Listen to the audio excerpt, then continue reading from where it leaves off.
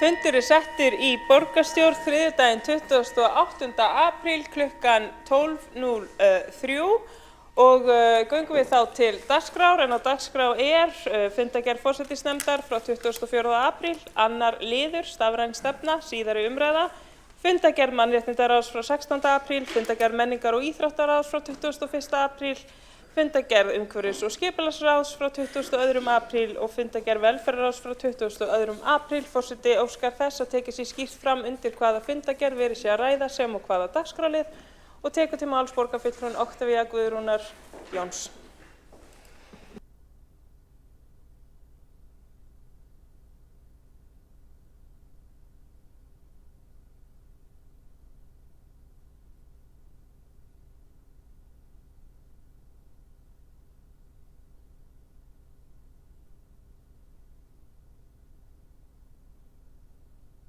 Ég tek til máls undir fundargerð stafrændra forsætisnefndar, annan lið.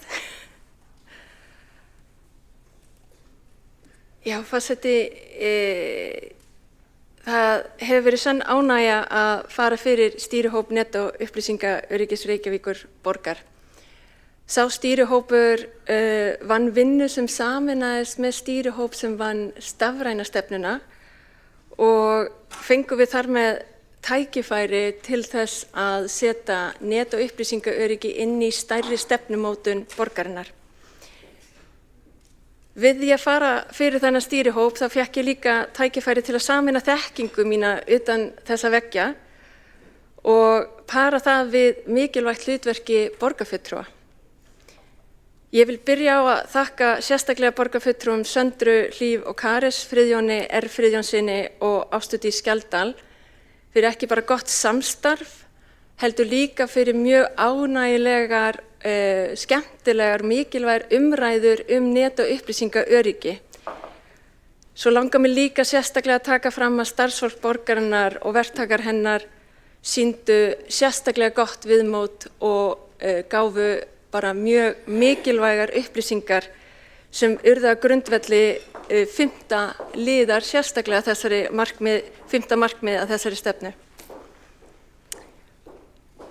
Stafrænir innviðir eru ekki einangraðir við bara netið eins og við vitum eða notkun netsins, heldur snertaði líf allra borgarbúa. Og þar með varðar öryggi stafræna innviða öryggi borgarbúa og öryggi, forseti, menning. Með því að setja þessa stefnu erum við að setja áherslu á mikilvægi menningar, mikilvægi net- og upplýsingaöryggis fyrir starfsemi borgarinnar og mikilvægi þess að stafrænir innviðir stjórnkerfis borgarinnar hafa bæði áhrif á þá starfsemi sem borgin stendur yfir og þúsundir starfsmanna, þar sem borgin stærsti vinnuveitandi landsins. Stefnan í sjálfum sér hefur stór markmið. Hún tekur á mikilvægi aðgengis, einföldun umhverfi stjórnunar tæknilausna og gagna og tekur hún á ytri ógnum sem Reykjavíkurborg í sinni starfsemi og sem skipulagsheild stendur fyrir. Hún tekur líka á innra skipulagi og mikilvægt að hlúa að því til framtíðar.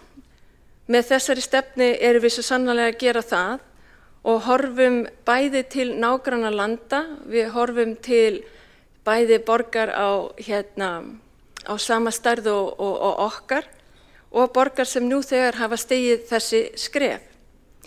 Við erum að fara að gera net- og upplýsingaöryggi af burðarstólpi stafræna innviða og með því erum við bæði að setja okkur markmið að tryggja betur innviði, einfalda og veita bæði starfsfólki, nemendum og öllum þeim sem í borginni búa betra öryggi í formi þess markmiða sem settar eru í stefnunni. Nú, með stefnunni bæði heildræn nálgun en líka verið að sameina margar þætti rekstrar þessara borgar og að færa net- og upplýsingaöryggi inn í vistkerfi þar sem það heyrir til, þar sem bæði fjármagn og rekstur borgarinnar tekur á netuupplýsingaöryggi á auknu magni og netuupplýsingaöryggi fer út í yðstu greinar að starfsemi hennar. Mér finnst sérstaklega gaman að hafa tekið þátt í þessu starfi sem varaborgarfulltrúi eða sem hluti af þeir heildum sem ég hef verið í, bæði í nefndum og ráðum og stýrihópum, og hlakka ég til að sjá þessa stefnu byrja að taka þessi fyrstu og mikilvægu skref inn í framtíðina nú þegar í dag.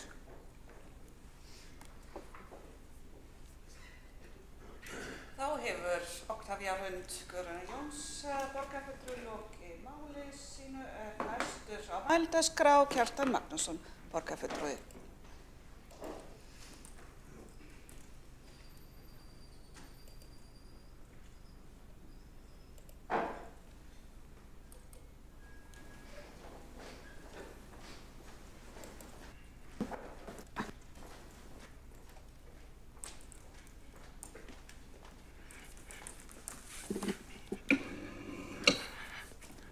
Forseti, góðir borgarfulltrúar, varðandi stafrænu málin sem eru auðvitað stórmál, þá ætla ég nú bara að vísa í ræðum þetta mál sem ég hélt á síðasta fundi borgarstjórnar, ef það skildi nú ekkur muna eftir henni, sem ég nú ekkert vissum, en þar vísaði ég bara í alls konar fyrirvara og athugasemdir okkar borgarfulltrúar sem eru svona frekar á hægri vængnum við þessa stefnu, en ég viðurkenni það alveg að það margt í þessu sem er óljóst. Það eitt að undarlegasta sem gerir þar þegar maður reiknar út kostnað eða hagnað eða ávinninga af einstökum verkefnum, og ég viðurkenni alveg að það hægt að líta að það frá fleiri en einni hlið. Þannig að það mun kannski koma betur í ljós í fyllingu tímans hvort að í þessari risastóru stafrænu vegferð hafi verið farið vel með fé, en ég hygg nú og dómur sögunnar verði nú sá að svo sé ekki. En mér langar til að fjalla hér aðeins vísa í fundargerð umhverfis- og skipulagsráðs frá 22. apríl.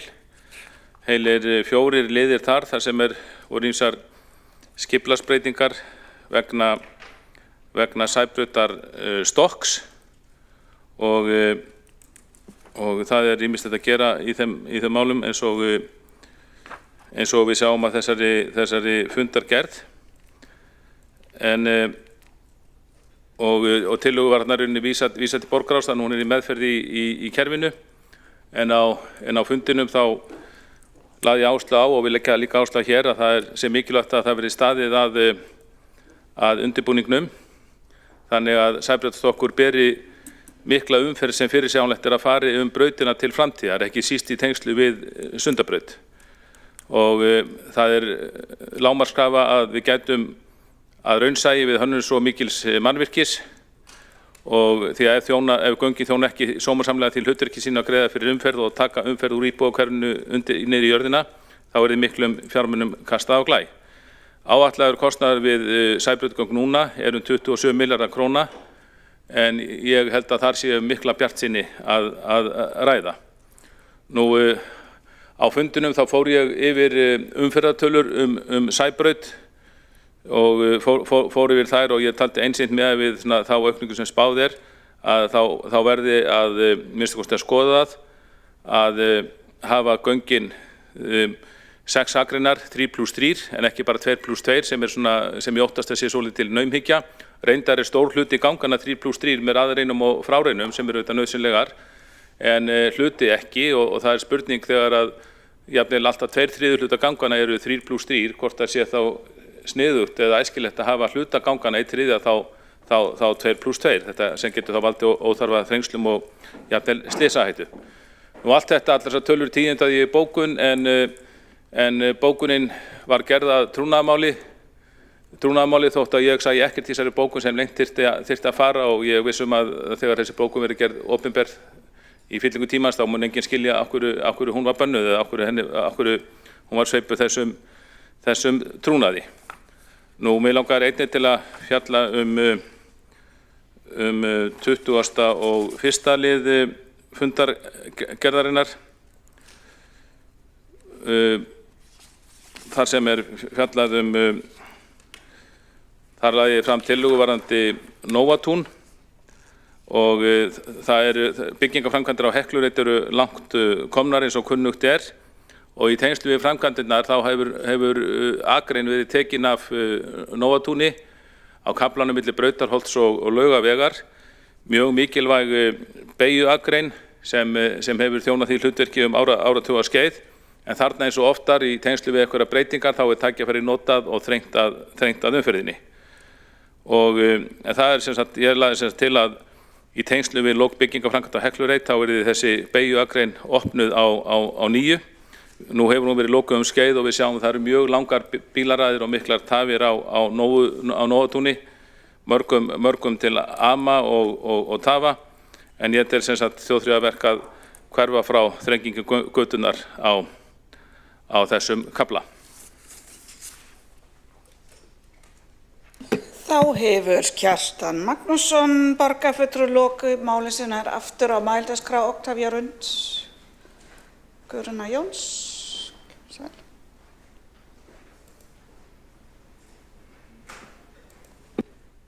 Forseti tekið til máls undir fundargerð forsætisnefndar liður 2 aftur. Ég þakka borgarfulltrúnum fyrir að nefna þessa pólitíska vængja hægri og vinstri í sambandi við þessa stafrænu stefnu og netupplýsingaöryggið sem líka í henni felst. Ég held að það ekki sjálfsagt að þekking innan við netupplýsingaöryggi á sér stað hjá öllum, þótt að það eitthvað sem vissulega hreyfir okkur öll. En ég held að ég get sagt frekar skýrt að við okkar sem hafa unnið í netupplýsingaöryggi áttum okkur á að það hvorki hægri né vinstri. Það nauðsynlegt, það grunnstoð þess að geta rekið borg eða skipulagsheild yfir höfuð og kostnaðurinn við að ekki að gæta vel af þessum þáttum gríðarlega stór. Einföldun netupplýsingaöryggis, að gera það markvisst og gera það út frá settri stefnu bráðnauðsynlegar aðgerðir. Og að sjálfsögðu þarf að skoða það í stærri samhengi. En þessi stefna sameining tveggja stýrihópa og vinnu þeirra og hefur hún ekki verið unnin út í bláinn, heldur hefur hún bæði verið byggð á því mikilvæga starfi sem nú þegar á sér stað, en hefur líka ávarpað sérstaklega þörfina fyrir að styrkja þessa þætti. Nú, áhætta mun alltaf ávallt eiga sér stað, en í umhverfinu í dag og í rekstrarumhverfi Reykjavíkurborgar sérstaklega í dag, þá erum við í breyttu umhverfi og því þarf að taka á. Það að taka á rekstri ekki hægri eða vinstri þegar kemur að netupplýsingaöryggi, fjárfestingin í slíkum innviðum ekki hægri eða vinstri. Það annarkvort að gera það til framtíðar og gera það á hátt sem tryggir okkur, eða það að stinga hausnum í sandinn og segja þetta reddast væntanlega. Og það engin leið til þess að hvort rekja né stjórna borg. Það bæði innri og ytri stefnu markmið í þessari stefnu og gerir það kannski flækjustig í hvernig hún skilin eða hvernig hún túlkuð. En ég vil allavega koma á framfæri að fyrir mig og fyrir flest okkar sem starfa innan við netupplýsingaöryggi þetta hvorki hægri til vinstri, heldur nauðsynlegt og til framtíðar.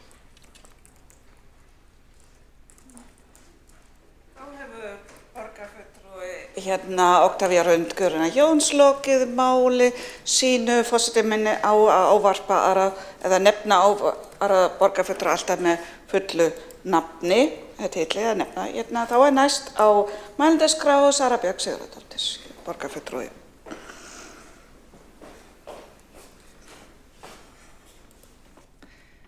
Forseti, ágæta borgarstjórn. Ég tek til máls undir fundargerð forsætisnefndar frá menningu og íþróttaráði 21. apríl þar sem var lögð fram lokaskýrsla sprettshóps ungbarnalögar. Ég með svolítið sund á heilanum. Gömul sunddrottning, landsliðskona í sundi og ég líka með ungbarnasundsréttindi. Þannig að ég vil sko þakka starfsfólki Íþróttaborgarinnar fyrir að hafa hlaupið mjög hratt, útfært þessa tilraun, af því að niðurstöðurnar voru bara býsna góðar og mjög jákvæðar inn í sundumræðina. Af því að ungbarnasund bara miklu meira en bara sundferð. Rannsóknir og reynsla sýnir að snemkynni barna af vatni geta styrkt hreyfiþroska, aukið styrk, eflt líkamsvitund, aukið öryggi í vatninu seinna meir. Ungbarnasund skapa líka rými fyrir tengslamyndun foreldra og barna, jafnvel annarra systkina, dregur úr streitu og getur verið mjög félagslegt svona skjól og samvera, jákvæð samvera fyrir unga foreldra, ekki síst á fyrstu mánuðum eftir barnsfæðingu. Þannig að ég mjög glöð með að sviðið skuli hafa lagt af stað í þessa vinnu og svolítið svona kortlagt laugar borgarinnar út frá þörfum ungra sundiðkenda og fjölskyldna þeirra. Og þetta bara eitt stórt skref í að bara einhvern veginn að reyna að ná til þessa hóps sem að kannski pínu líka falinn í borginni. Með því að hækka hitastig vatnsins í lauginni nokkra gráður, í 35 gráður öllu heldur, fjölga leikföngum, huga bættri aðstöðu í búningsklefanum, þá voru börnin talin áður þau mættu, eða í rauninni, það var tekin tala áður og þá voru þau meðaltali 15 börn sem mættu undir 3 ára, en eftir þetta tilraunaverkefni, eftir þessa 4 sunnudaga, var meðaltalið komið 60 börn. Þannig að það voru mjög margar fjölskyldur sem nýttu sér þetta tilraunaverkefni. Og mig langar að ljúka máli mínu á að við erum mörg í kosningabaráttu og við erum að heimsækja fólk og labba og banka upp á og það var mjög ánægjulegt. Í Árbænum átti ég samtal við unga móður sem var að hæla þessu verkefni. Sagðist það farið með sinn unga, 6 mánaða unga og eldra systkini alla sunnudagana upp í Breiðholtslaug. Þannig að þetta féll greinilega vel í kramið hjá ungbarna fjölskyldum. Forseti, þetta verkefni í Breiðholtslaug sýnir okkur að með tiltölulega litlum breytingum má auka notkun á ákveðnum laugum, bæta upplifun gesta og styrkja svona hlutverk sundlaugana á þann hátt að það sé svona samfélagslegir staðir fyrir fleiri hópa heldur en kannski við höfum verið að ná til hingað til. Þannig að ég vona að þessar tillögur og þessi þjónustukönnun sem liggur fyrir fundinum hér í dag verði gott veganesti fyrir næstu borgarstjórn til að halda áfram með það að fjölga iðkendum í sundi, að fá fleiri inn í laugarnar og að við bara höldum áfram að byggja upp sundlaugina og þessa sundlauga menningu sem komin á heimsminjaskrá UNESCO. Takk. Þá hefur Sara Björk Sigurðardóttir borgarfulltrúi lokið máli sínu og næstur á mælendaskrá Kjartan Magnússon borgarfulltrúi.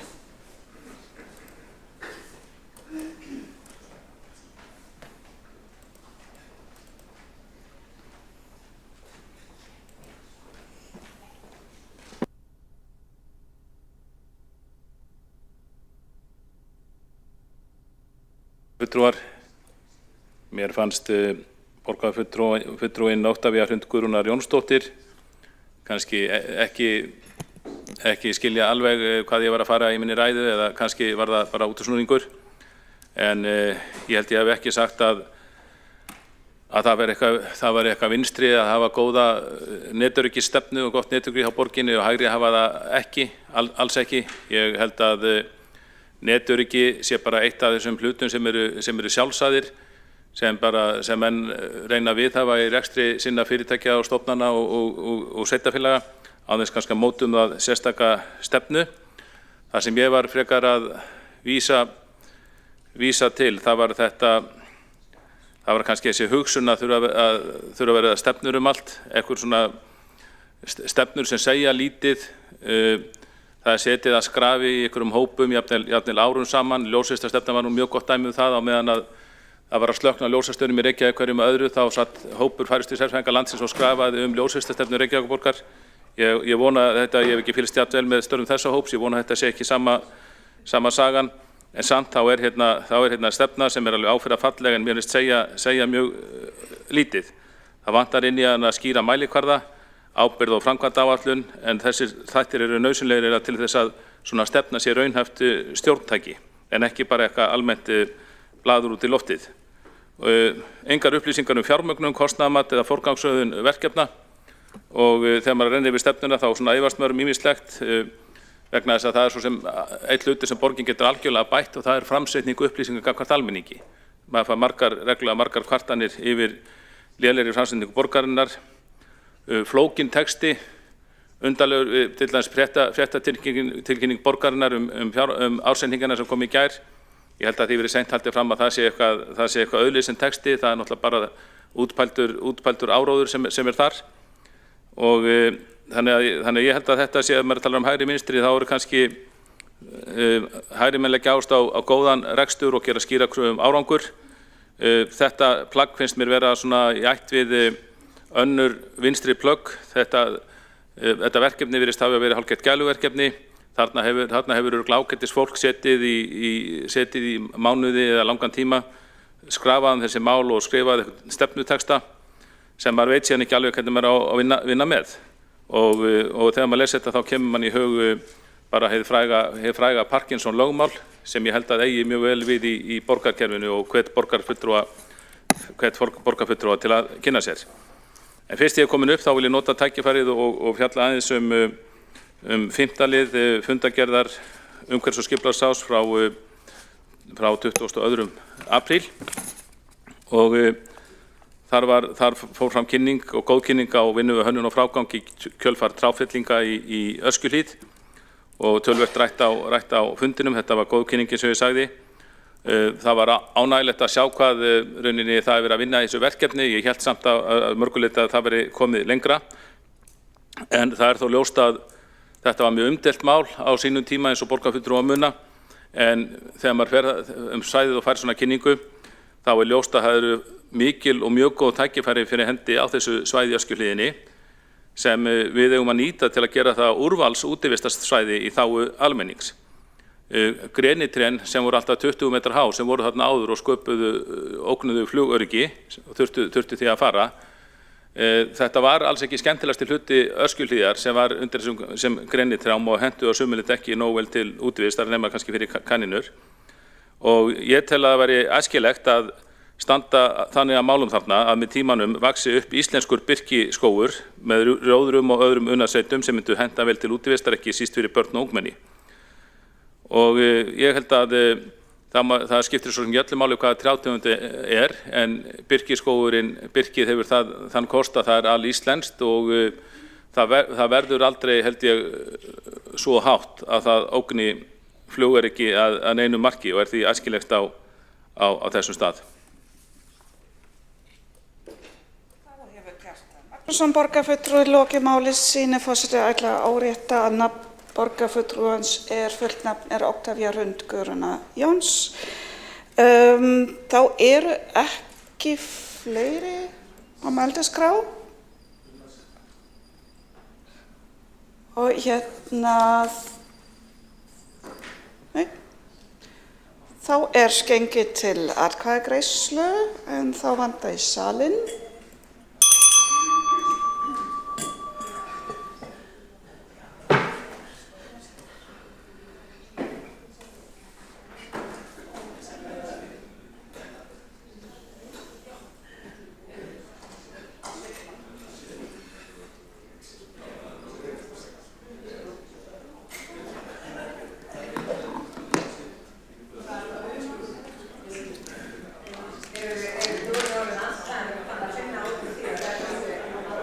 Það vantar enn í salinn.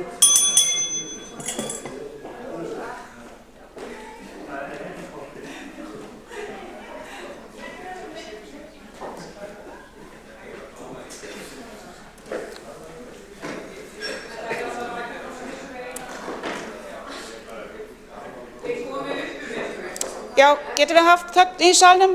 Fundurinn áframhaldinn.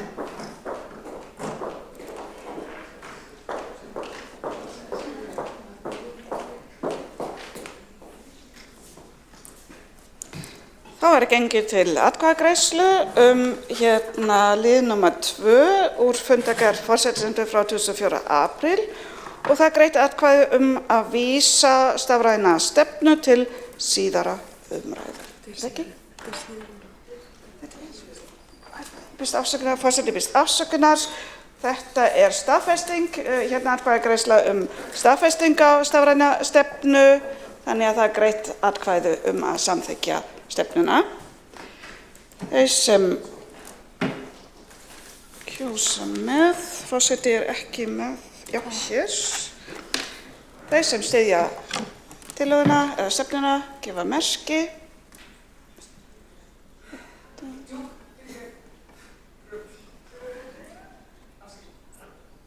Þeir sem á móti kunna vera,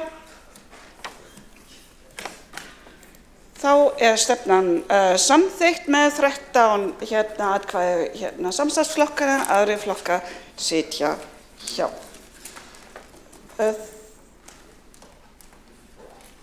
Já. Þá ekki fleira á dagskrá borgarstjórnarfundar, en það tekið örstutt fundarhlé.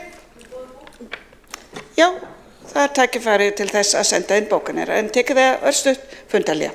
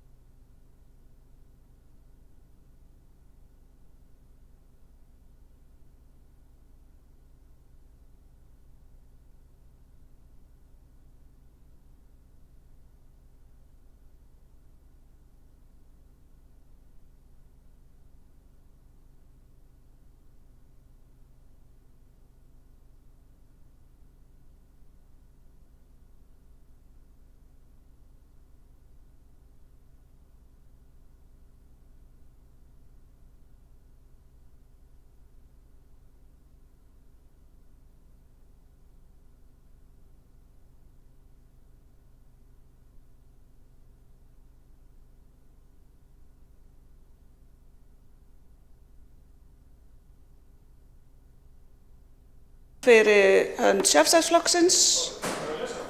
Já, Friðjón Friðjónsson, afsakið.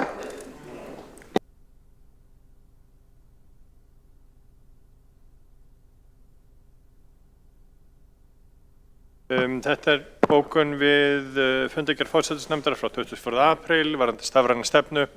Fulltrúar Sjálfstæðisflokksins telja að í stafræna stefnu vanti skýrari mælikvarða, ábyrgð og framkvæmdaáætlun svo verði raunhæf stjórntæki en ekki aðeins almenn framtíðarsýn. Núverandi markmið á borð við framsækna þjónustu og gagnadrifna ákvarðanatöku eru óskýr til að hægt sé að meta árangur.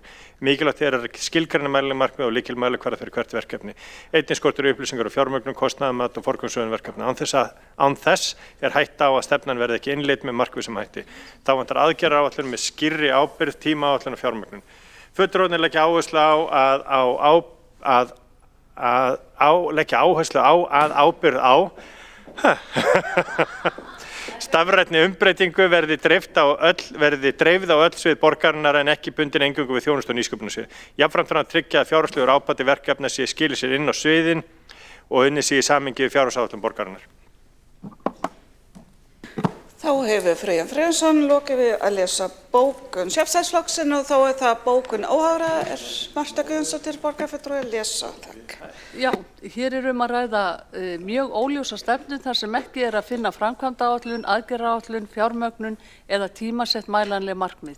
Hér er að ræða stefnu almenns eðlis þar sem ekki er að finna, nei, heyrðu, þetta er nú eitthvað, býta aðeins, við þurfum aðeins að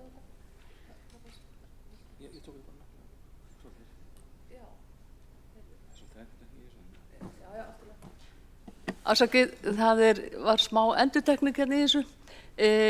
Þá hljóðar hún svona: hér er að ræða óljósa stefnu þar sem ekki er að finna framkvæmdaáætlun, aðgerðaáætlun, fjármögnun eða tímasett mælanleg markmið.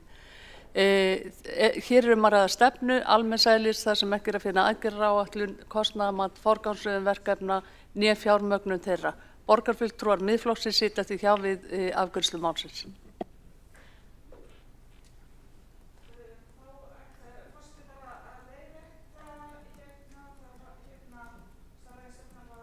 Með 12 atkvæðum, ekki 13, forseti mismælti sig. Fleira fyrir á fundi borgarstjórnar og fundi slitið 12:37.